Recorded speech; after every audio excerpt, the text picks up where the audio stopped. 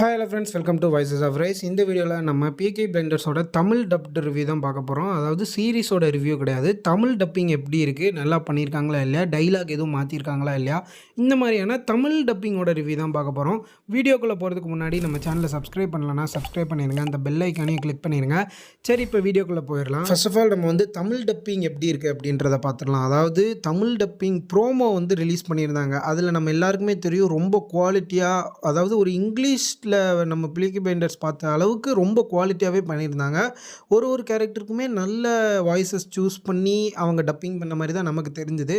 But episode release ஆனதுக்கு அப்புறம் எப்படி இருக்குது அப்படின்னு கேட்டிங்கன்னா, நேற்று 5 PM தான் எபிசோட் 1 ரிலீஸ் ஆச்சு, ஓகேவா. ஸோ அதில் வந்து எப்படி தெரியுதுன்னா, நம்ம ப்ரோமோவில் பார்த்ததை விட நம்ம எபிசோடில் வந்து கொஞ்சம் குவாலிட்டி கம்மியான மாதிரி தான் தெரியுது. ஏன் அதுன்னு தெரியலை. மேபி என்ன சொல்கிறது, இப்போ நம்ம ஓடிடியில் ரிலீஸ் பண்ணியிருந்தால் அதோட ஃபுல் குவாலிட்டி கிடச்சிருக்குமோ என்னமோ எனக்கு தெரியலை. ஜீ கஃபேன்ற சேனலில் ரிலீஸ் பண்ணுறனால மேபி குவாலிட்டி கம்மியாக இருக்கலாமோ என்னமோன்றது ஒரு டவுட்டாக இருக்குது. பட் உண்மையான விஷயம் என்னென்னா, நம்ம ப்ரோமோவில் பார்த்ததை விட இந்த எபிசோடில் பார்க்குறது வந்து குவாலிட்டி ரொம்பவே கம்மியாக இருக்குது. அண்ட் இன்னொரு முக்கியமான விஷயம் என்னென்னா, நான் ஒரு தனி வீடியோவே போட்டிருக்கேன் இந்த பீக்கி பிளைண்டர்ஸோட ரிலீஸ் டேட் பற்றியும் அண்ட் ஏன் ரிலீஸ் ஆகலை அப்படின்றத பற்றியும். பீக்கி பிளைண்டர்ஸ் பற்றி நிறைய பேசியிருக்கோம். அதோட ஐ பட்டனில் லிங்க் கொடுக்குறேன், மறக்காம போய் செக் பண்ணி பாருங்கள்.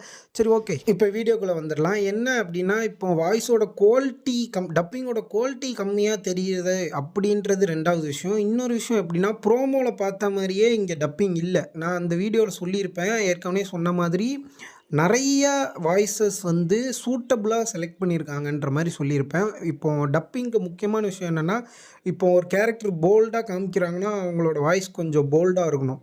அவங்களுக்கு போய் நமக்கு வந்து இந்த கேட் மாதிரி மியோன்ற மாதிரி ஒரு வாய்ஸ் கொடுத்தோன்னா செட் ஆகாது இல்லையா. இப்போ ஒருத்தரை பார்க்குறோம் அப்படின்னா அதோட வாய்ஸும் செட் ஆகணும். நிறைய பேர் நம்ம அந்த தப்பு தான் பண்ணுறாங்க. நிறைய தமிழ் டப்பிங் அந்த மாதிரி தான் வருது. அனிமேஸில் நிறைய டப் பண்ணும்போது கூட ஒரு சில அனிமேலாம் ரொம்ப கேவலமாக பண்ணிகிட்டு இருந்தாங்க.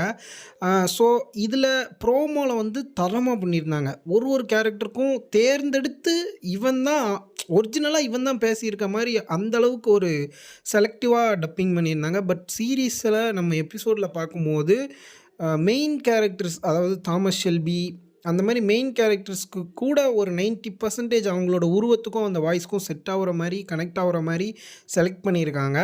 பட் அந்த 1-2 சீனில் மட்டும் வருவாங்கள்ல, சைட் கேரக்டர்ஸ் மாதிரி இல்லை லீட் கேரக்டர்ஸ் மாதிரி, அவங்களுக்கெல்லாம் வந்து அதை வந்து ஒரு ஃபுல் பொட்டென்ஷியலாக ஒரு மெனக்கிட்டு வாய்ஸை செலக்ட் பண்ணலையோ அந்த மாதிரி இருக்குது. ஏன்னா நம்மளுக்கு சீரிஸ் பார்த்துட்டே இருக்கோம், திடீர்னு இவன் வாய்ஸ் செட் ஆகலையே, அந்த மாதிரி நம்ம கதையை பார்க்குறத விட டப்பிங் நமக்கு வந்து முன்னாடி வருது, டிஸ்டர்ப் பண்ணுது. ஸோ அதாவது ரொம்ப பண்ணலை. எப்படின்னா, இப்போ வந்து நீங்கள் பார்த்துட்ருக்கீங்க, எப்போமாவது அப்பப்போ லைட்டாக இந்த கேரக்டருக்கு இந்த வாய்ஸ் செட் ஆகலையே அந்த மாதிரி நமக்கு தோணுது. பட் வந்து ரொம்ப மோசம் அப்படின்லாம் சொல்ல முடியாது. தமிழ் டப்பிங்க்கு ரேட்டிங் கொடுக்கணும் அப்படின்னா 10க்கு ஒரு 7 to 8 அந்த மாதிரி கொடுக்கலாம்.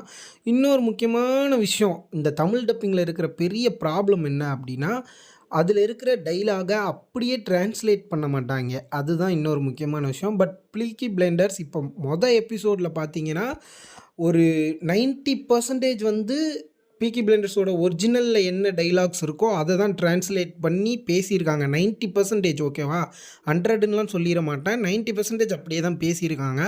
பட் போக போக தான் நமக்கே தெரியும் என்ன மாதிரி மாற்றுறாங்க. ஏன்னா இவங்களோட க்ரியேட்டிவிட்டியை காமிக்கிறேன் அப்படின்னு சொல்லிட்டு நம்ம கதையவே சொதப்பிடுவாங்க, அந்த சீரீஸையே சொதப்பிடுவாங்க. ஸோ அதுதான் ஒரு பிரச்சனையே. உதாரணத்துக்கு இப்போ அட்டாக் ஆன் டைட்டனில் கூட தமிழ் டப்பிங் வந்துச்சுல, அதில் ஃபஸ்ட்டு 3 சீசன் வந்து ரொம்பவே நல்லா பண்ணியிருந்தாங்க. பட் இந்த ஃபைனல் சீசனில் வந்து தமிழ் டப்பிங் நல்லா தான் இருக்குது. பட் அந்த டைலாக்ஸை சேஞ்ச் பண்ணிட்டாங்க. அதாவது அந்த டைலாக்ஸை சேஞ்ச் பண்ணும்போது கதையே நிறைய பேருக்கு புரியாமல் போகும், இல்லை கதையே வேறு மாதிரி மாறிடும்.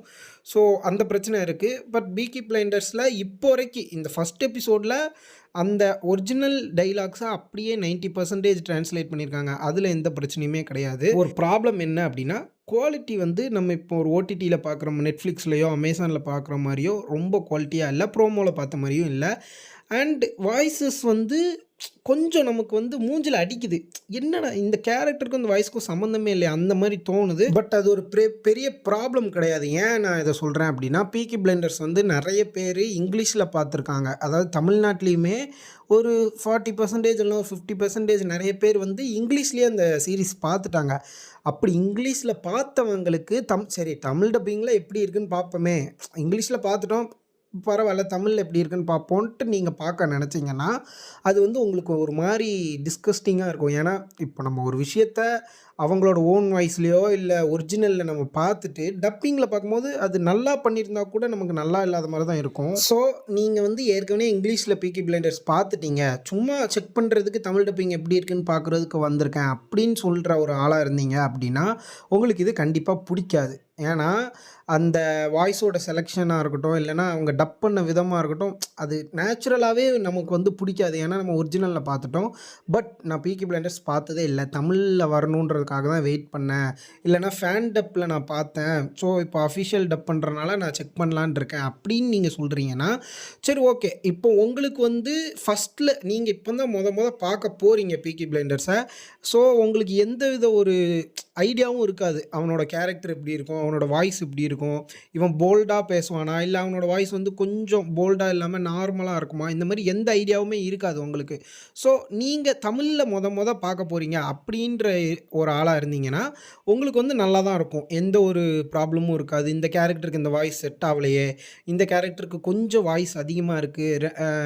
கேரக்டர் ஆர்டிஸ்ட்டுக்கும் டப்பிங் ஆர்டிஸ்ட்டுக்கும் செட்டே ஆவல. இந்த மாரி எந்த பிரச்சனையுமே உங்களுக்கு இருக்காது.